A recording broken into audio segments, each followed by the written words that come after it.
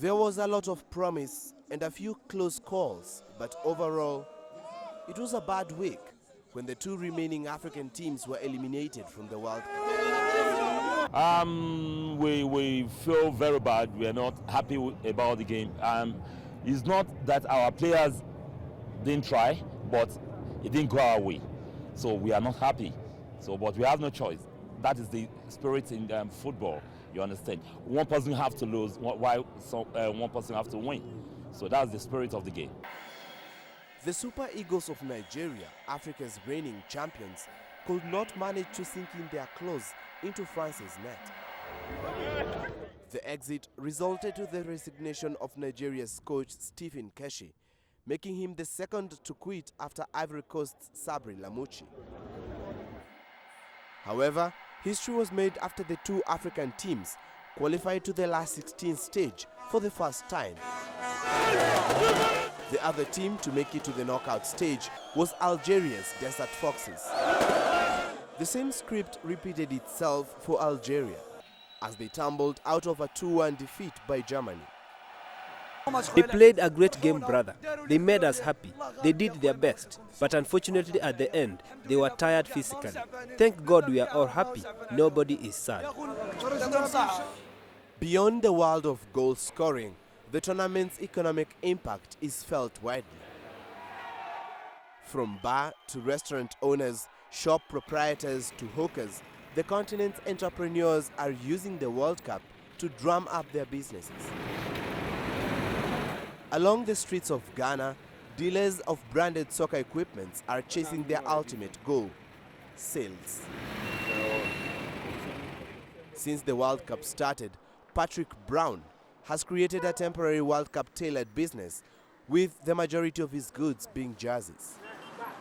I sold like 5,000 and over. Mine is original, it's not the China one. Mine is original, pure Puma. For the hawkers who keep roaming the streets of Accra with their persuasive skills, football-crazy fans do not disappoint them. My kids and my grandchildren, they all want something from the US, so they all want a Ghana jersey, so that's why we are trying to buy some for them. Betting agencies in Ghana are not left behind either.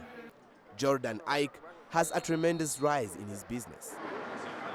Before the World Cup, he used to showcase the English Premier League and La Liga matches, but he has since capitalized in World Cup games and wagering.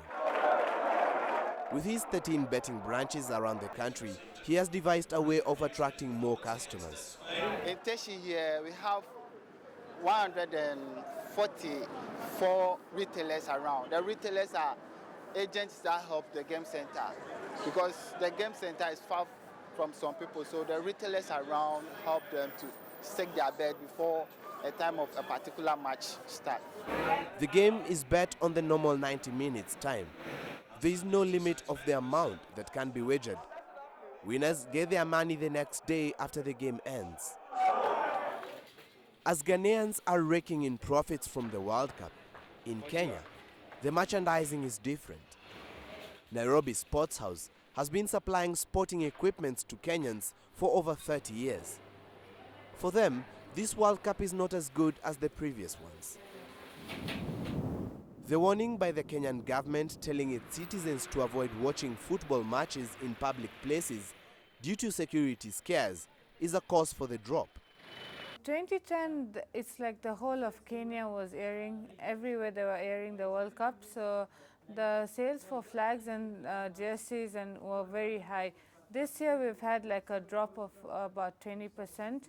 Reason being most of the restaurants and bars were not airing the matches. Interest in the next stages of the tournament drives sales. The exit of the African teams can't be good news. We had buyers coming in till yesterday for Nigeria and stuff, but today so far, because the African teams are out, we don't have buyers for them. Africa's dreams will once again be of a championship in 2018 during the next World Cup. Patrick will hope that sales continue through the final before he starts contemplating the merchandise he will be offering 4 years from now when the tournament is in Russia.